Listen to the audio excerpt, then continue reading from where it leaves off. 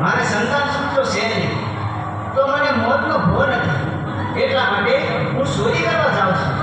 અરે બેટા રાજા, તું મારી વાત સાંભળ. આ રસ્તો તું મેરી દે દીકરા, અને તારી સંતાન સુખ નથી તો હું તને એકના બે દીકરા આપું તો માં છે કે હું બેટી બોલી હતી. અરે માં, તો તને હું કરણી કરી પૂછું હો માં.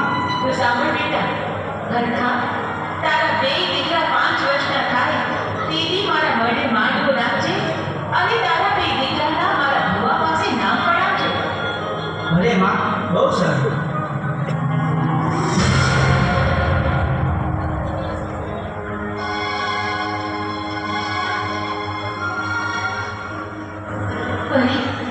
મને તો ભારી ચિંતા થાય છે.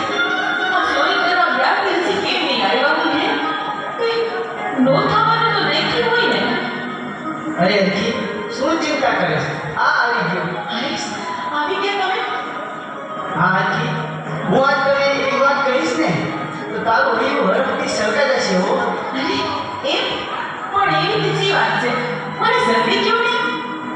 અરે હરખી, આજ હું ચોરી કરવા ગયો હતો ને, હા, ત્યારે મને માં મેલડી પસંદ થયા અને મને કહ્યું કે તારા ઘરે એક નહીં પણ 2 દીકરાનો જન્મ થશે.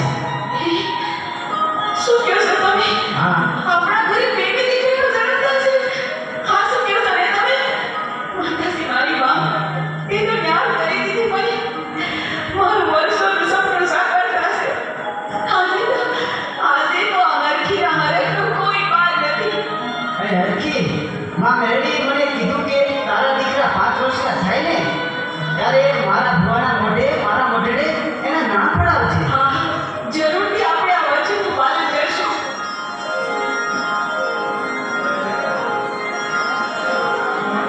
અરે કમસુ, આ દિવસ ઊંઘીને માથે આવ્યો. ઉઠો તો, આ માર્ગો સારો નથી આવતો મારે. હા, જાઉં છે. આજે માતાજીના ગરબા સાંભળ્યા ને તે બહુ મોડું ઉઠાણું. આહા, હવે મને શિરામણ આપો અને હું મારા ઢોર ચારવા જાઉં. એ આ રીત તમારું શિરામણ લ્યો. એ હા.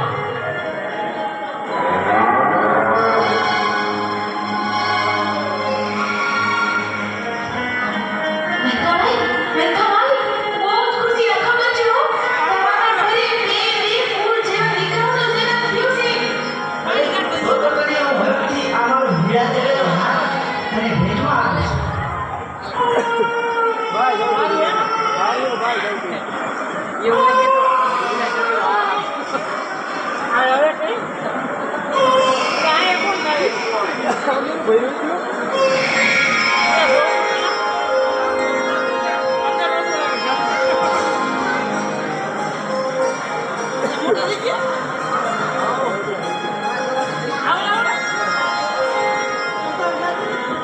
અરે હરખી, આજકાલ કરતા 5 વર્ષોના વાના વીતી ગયા. તો હવે આપણે